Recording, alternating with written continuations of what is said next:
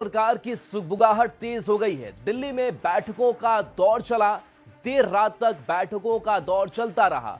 अमित शाह से इस बीच जेडीयू के राष्ट्रीय कार्यकारी अध्यक्ष संजय झा की मुलाकात हुई। उसके बाद अमित शाह से भी मुलाकात हुई और अमित शाह से मुलाकात करने पहुंचे नेता केंद्रीय मंत्री ललन सिंह पहुंचे। वहां बीजेपी के राष्ट्रीय अध्यक्ष जेपी नड्डा, चुनाव प्रभारी धर्मेंद्र प्रधान और प्रभारी विनोद तावड़े भी मौजूद रहे।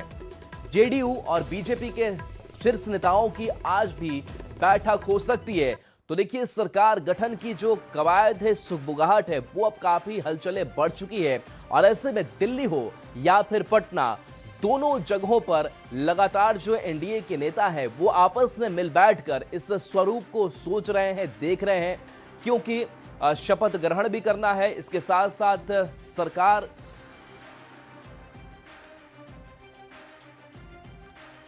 तो देखिए, सूत्रों के हवाले से बड़ी खबर इस बीच सोमवार को नीतीश कैबिनेट की आखिरी बैठक होगी। बैठक के बाद सीएम आवास जेडीयू विधायक दल की बैठक होगी। बैठक में नीतीश कुमार को जेडीयू विधायक दल का नेता चुना जाएगा। नीतीश कुमार कैबिनेट बैठक के बाद राज्यपाल को इस्तीफा सौंपेंगे। बुधवार या गुरुवार को शपथ ग्रहण समारोह हो सकता है। गांधी मैदान में नई सरकार का शपथ ग्रहण समारोह संभावित माना जा रहा है।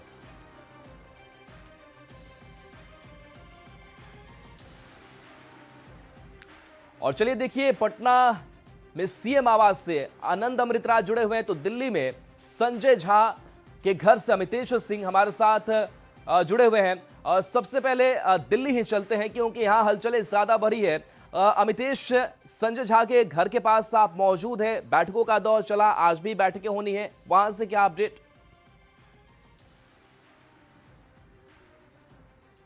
देखिए, कल रात मुलाकात हुई। संजय झा पहले पहुंचे गृह मंत्री अमित शाह से मुलाकात करने। उनकी मुलाकात हुई और उस मुलाकात में बहुत सारी बातें हुई हैं। सरकार गठन को लेकर के क्या प्रक्रिया होनी चाहिए उसको लेकर के चर्चा हुई है, जो हमारे सूत्र बता रहे हैं उसके मुताबिक। उसके बाद एक और बड़ी बैठक हुई जिसमें जेडीयू के वरिष्ठ नेता और केंद्रीय मंत्री ललन सिंह पहुंचे फिर से अमित शाह के आवास। और उस बैठक में अमित शाह के अलावा बीजेपी के राष्ट्रीय अध्यक्ष जेपी नड्डा भी थे, धर्मेंद्र प्रधान, विनोद तावड़े भी मौजूद रहे ललन सिंह के साथ में। ये काफी लंबी बातचीत हुई। तो निश्चित रूप से सरकार गठन की प्रक्रिया क्या हो, कैसे सरकार गठन के प्रारूप को आगे बढ़ाया जाए, इसको लेकर के चर्चा हुई है। और ऐसी उम्मीद की जा रही है कि बुधवार या बृहस्पतिवार में शपथ ग्रहण हो सकता है नीतीश कुमार का। तो निश्चित रूप से सीएम के साथ साथ डिप्टी सीएम शपथ लेंगे बीजेपी की तरफ से, और कौन डिप्टी सीएम होगा इसको लेकर के कवायद अलग से होगी। बीजेपी की तरफ से चर्चा इसको लेकर भी हो रही है। तो निश्चित रूप से दो फॉर्मूले पर चर्चा हो रही है। पहली ये कि एक छोटा सा ही मंत्रिमंडल पहले शपथ ग्रहण करे, उसमें सीएम और डिप्टी सीएम के अलावा और भी एक दो लोग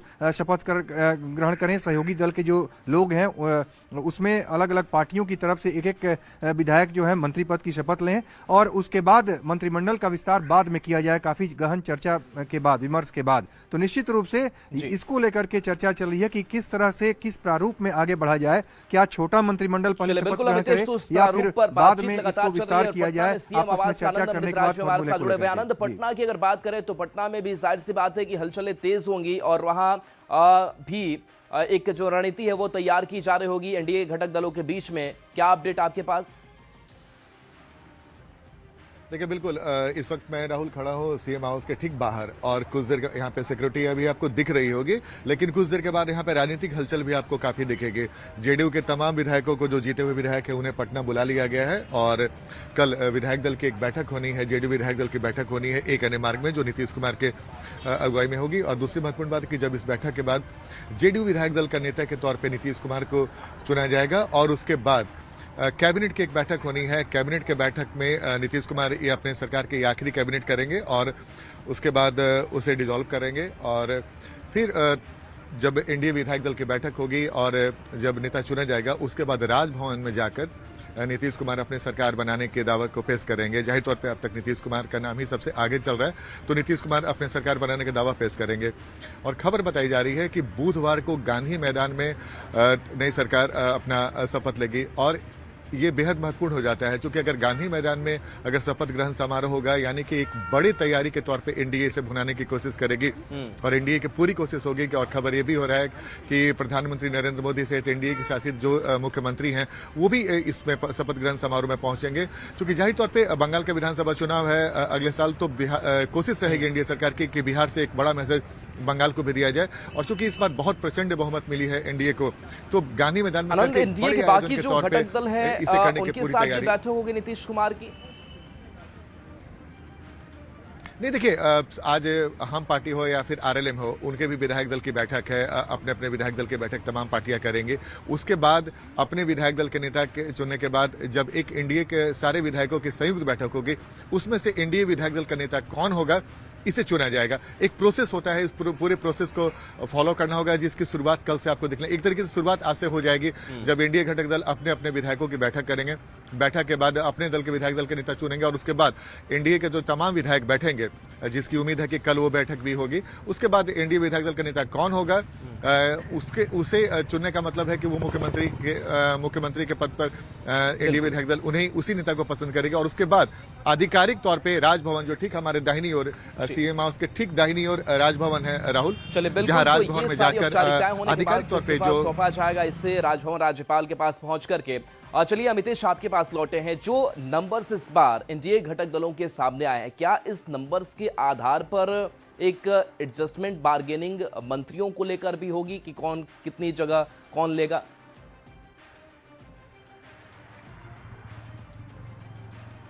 देखिए, पहले जो मंत्रिमंडल जो था, जिस नीतीश मंत्रिमंडल, उसमें जेडीयू और बीजेपी कोटे के जो मंत्री थे और जो विभाग जिसके खाते में था, लगभग वही रहने की संभावना है। हालांकि इसको लेकर के निश्चित रूप से चर्चा होगी, क्योंकि जो गृह मंत्रालय है वो सीएम के पास ही शुरू से रहता रहा है और बीजेपी जब भी साथ में रही है, जेडीयू बीजेपी की सरकार रही है पिछले 20 सालों से, बीच बीच में कुछ अगर गैप अगर छोड़ दिया जाए, 2 बार जब नीतीश कुमार चले गए थे आरजेडी के साथ में, तो निश्चित रूप से वित्त मंत्रालय जो था वो रहा है बीजेपी के पास, लेकिन गृह मंत्रालय है सीधे सीएम के पास ही रहा है, नीतीश कुमार के पास ही रहा है। तो उसके अलावा और भी कई मंत्रालय हैं, जो कि स्वास्थ्य जैसे मंत्रालय बीजेपी के खाते में रहा है, शिक्षा मंत्रालय जो है जेडीयू के खाते में रहा है। तो तमाम बिंदुओं पर चर्चा जरूर होगी। इसमें बहुत फेरबदल की गुंजाइश कम नजर आ रही है, लेकिन फिर भी चूंकि नई तरीके से नए जनादेश के बाद एक बार फिर से सत्ता में जेडीयू बीजेपी और पूरा जो एनडीए अलायंस है सत्ता में आ रहा है, तो इस बार क्या फॉर्मूला होगा, किस तरह का प्रारूप होगा, उसको लेकर के लगातार मंथन का दौर चल रहा है। फॉर्मूले में बात हो रही है, लेकिन चिराग पासवान की भी मंशा को समझना जरूरी हो जाता है। आनंद, आपसे समझते हैं 19 सीटें जीत करके इस बार चिराग पासवान की पार्टी आई है। जाहिर सी बात है कि महत्वाकांक्षा और कद बड़ा चाह रहे होंगे इस सरकार के स्वरूप में। क्या संभावनाएं दिख रही है? देखिए, बिल्कुल, और मैं बताऊं, जो हमारे सूत्र बता रहे हैं कि इस बार 6-1 का फॉर्मूला हो सकता है। यानी कि 6 विधायक पे 1 मंत्री बनाया जा सकते हैं एनडीए की तरफ से। अगर उस हिसाब से देखें तो लोजपा के 19 विधायक हैं, तो उनके 3 मंत्री बन सकते हैं, जो हमारे सूत्र बता रहे हैं। और दूसरी तरफ हम पार्टी जो 5 सीट जीती है और 4 सीट जो आरएलएम जीती है, तो उनके खाते में 1-1 सीट जा सकता है। एक जो सबसे महत्वपूर्ण है, जो हमारे सूत्र बता रहे हैं कि 15-14-3-1-1 का फॉर्मूला इस बार मंत्रिमंडल में आपको दिख सकता है।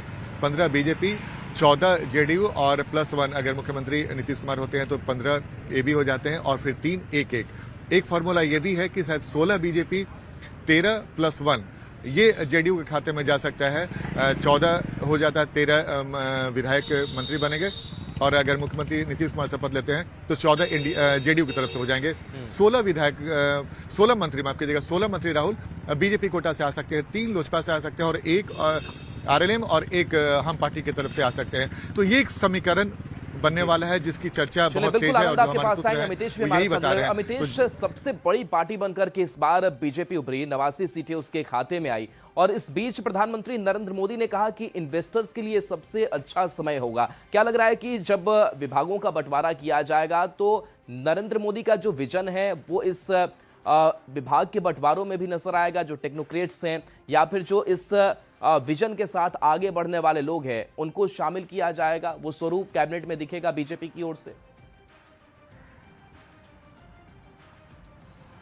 जी हाँ, बिल्कुल। उद्योग मंत्रालय की बात करें तो उद्योग मंत्रालय बीजेपी के खाते में ही रहा है। पहले शहनवाज हुसैन नीतीश सरकार में उद्योग मंत्री थे और उसके बाद आरजेडी के साथ जेडीयू की सरकार बनी। वापस जब नीतीश कुमार 2024 के लोकसभा चुनाव के ठीक पहले जब बीजेपी के साथ आ गए, एक बार फिर से जब सत्ता में बीजेपी आई तो नीतीश मिश्रा उद्योग मंत्री बने। तो निश्चित रूप से उद्योग मंत्रालय जो है बिहार जैसे राज्य में सबसे कहा जाए तो पिछले एक तरह से कहें तो फिसड्डी मंत्रालय के तौर पर देखा जाता था, बहुत ही लो प्रोफाइल मंत्रालय इसको माना जाता था। लेकिन पिछले 3-4 सालों में उद्योग मंत्रालय बिहार में भी काफी हाई प्रोफाइल मंत्रालय के तौर पर उभर कर सामने आया है। और प्रधानमंत्री ने इतनी बड़ी जीत के बाद जिस तरह से संबोधन किया दिल्ली से बीजेपी हेडक्वार्टर से, उसमें उन्होंने निवेशकों को लेकर के खास तौर से बात की, बिहार में उद्योग धंधे और रोजगार को लेकर के जो बात की, उसके बाद ऐसा लग रहा है कि इस हाई प्रोफाइल मंत्रालय को लेकर भी बीजेपी काफी इसको लेकर के आगे बढ़ेगी। और बीजेपी के पास ही चूंकि उद्योग मंत्रालय अब तक रहता रहा है साथ में, तो निश्चित रूप से काफी इस पर फोकस होगा।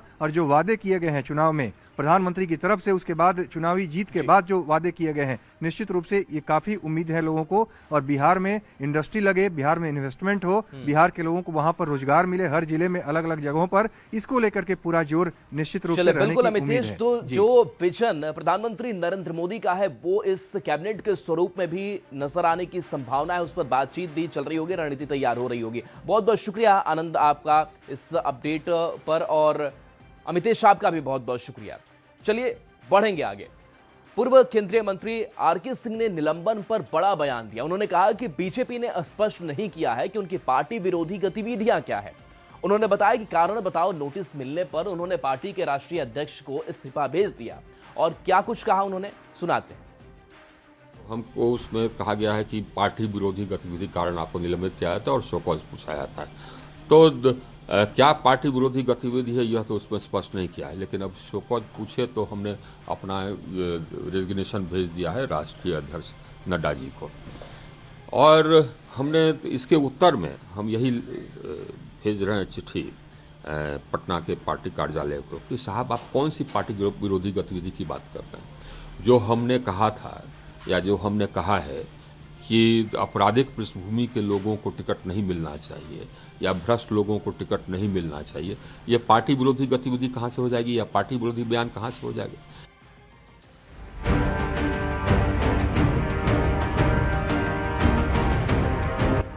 नहीं, मेरा कोई परिवार नहीं है।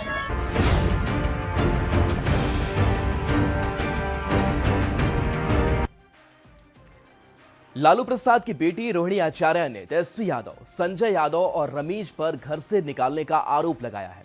तेज प्रताप यादव के बाद जिस ढंग से रोहिणी आचार्य ने संजय यादव पर आरोप लगाए हैं, उसके बाद कई गंभीर सवाल उठ रहे हैं। ये रिपोर्ट आपको दिखाते हैं। नहीं, मेरा कोई परिवार नहीं है। ये पीड़ा एक बहन की है। जो चाणक्य बनेगा तो चाणक्य से आप सवाल पूछिएगा, जब कार्यकर्ता चाणक्य से सवाल कर रहा है।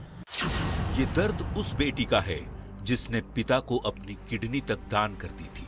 का नाम लीजिए तो आपको घर से निकाल दिया जाएगा। आप पटना एयरपोर्ट पर रोहिणी के आंखों में गुस्सा दिखा और रुआंसी आवाज सुनाई दी। रोहिणी ने तेजस्वी यादव, संजय यादव और रमीज पर सबसे बड़ा आरोप लगाया। आरोप परिवार से निकालने का, आरोप बदनाम करने का, आरोप गाली दिलवाने का और आरोप चप्पल चलाने का। रमीज, इन लोग का नाम लीजिए तो आपको घर से निकाल दिया जाएगा, आपको बदनाम किया जाएगा, आपको गाली दिलवाया जाएगा, आपके ऊपर चप्पल उठा करके मारा जाएगा। रोहिणी आचार्य लालू प्रसाद की वो बेटी है जिसने पिता की जान बचाने के लिए अपनी किडनी तक दान दे डाली। लेकिन आज लालू प्रसाद की उसी बेटी ने अपने छोटे भाई तेजस्वी यादव पर, उनके नजदीकी संजय यादव और रमीज नेमत पर गंभीर आरोप लगाया है। रोहिणी आचार्य ने संजय यादव, रमीज और तेजस्वी यादव पर घर से निकालने का आरोप लगाया है। नाम लीजिए तो आपको घर से निकाल दिया जाएगा, आपको बदनाम किया जाएगा, आपको गाली दिलवाया जाएगा, आपके ऊपर चप्पल उठा करके मारा जाएगा। रोहिणी ने बताया कि विधानसभा चुनाव में पार्टी की करारी हार की रिस्पॉन्सिबिलिटी कोई नहीं ले रहा, जबकि संजय यादव चाणक्य बने फिर रहे थे। और जब कार्यकर्ताओं ने सवाल पूछा, संजय यादव पर सवाल किया, तो तेजस्वी यादव, संजय यादव और रमीज भड़क गए और रोहिणी आचार्य को घर से निकाल दिया। नहीं, मेरा कोई परिवार नहीं है। अब ये जाकर के आप संजय, रमेश, तेजस्वी यादव से पूछिए। मेरा कोई परिवार नहीं है, कोई लोग निकाला है हमको परिवार से। रोहिणी सिर्फ इतने पर ही चुप नहीं रही, बताया कि संजय यादव को लेकर सवाल पूछने पर उन्हें बदनाम कराया जा रहा है, गालियां दिलवाई जा रही हैं, यहां तक कि चप्पल तक चलाया गया। क्योंकि रिस्पॉन्सिबिलिटी लेना नहीं है उनको। पूरा दुनिया बोल रहा है जो चाणक्य बनेगा तो चाणक्य से आप सवाल पूछिएगा। जब कार्यकर्ता चाणक्य से सवाल कर रहा है, पूरा देश दुनिया सवाल कर रहा है कि पार्टी का ये ऐसा हाल क्यों हुआ। अब जब संजय और रमेश इन लोग का नाम लीजिए तो आपको घर से निकाल दिया जाएगा, आपको बदनाम किया जाएगा। परिवार और पार्टी से निकाले जाने के पहले और बाद तक लालू प्रसाद के बड़े बेटे तेज प्रताप संजय यादव को जयचंद बताते रहे हैं। अब रोहिणी ने भी वैसा ही आरोप लगाया है। दोपहर में सोशल मीडिया एक्स पर किए गए अपने पोस्ट में संजय यादव और रमीज का नाम रोहिणी ने लिया था। अभी लोग उस पोस्ट का अर्थ समझ ही रहे थे कि रोहिणी ने सीधे सीधे पटना से लौटते समय संजय यादव के साथ ही छोटे भाई तेजस्वी यादव पर भी गंभीर आरोप लगा दिए। अब जब संजय और रमेश इन लोग का नाम लीजिए तो आपको घर से निकाल दिया जाएगा, आपको बदनाम किया जाएगा, आपको गाली दिलवाया जाएगा, आपके ऊपर चप्पल उठा करके मारा जाएगा। दीदी जिसके बाद ये सवाल उठ रहा है कि लालू परिवार में खटपट का जो आरोप विरोधी लगा रहे हैं, क्या वो वाकई सच है? क्या लालू परिवार में सचमुच महाभारत छिड़ चुका है? न्यूज़ 18 के लिए पटना से धर्मेंद्र कुमार के साथ ब्यूरो रिपोर्ट। तेजस्वी यादव की खास सलाहकार हरियाणा के महेंद्रगढ़ के रहने वाले हैं। कंप्यूटर साइंस में मास्टर डिग्री की है। मैनेजमेंट और डेटा एनालिसिस पर इनकी पकड़ मानी जाती है। तो संजय यादव कौन है ये आप समझ रहे हैं। तो हरियाणा के महेंद्रगढ़ के ये मूल निवासी बताए जाते हैं। कंप्यूटर साइंस में इन्होंने मास्टर डिग्री हासिल कर रखी है। मैनेजमेंट और डेटा एनालिसिस पर भी इनकी पकड़ मानी जाती है, जो चुनाव में भी काम आता है। 2013 से तेजस्वी यादव के साथ ही जुड़े हुए हैं। तेजस्वी यादव के खास सलाहकार माने जाते हैं।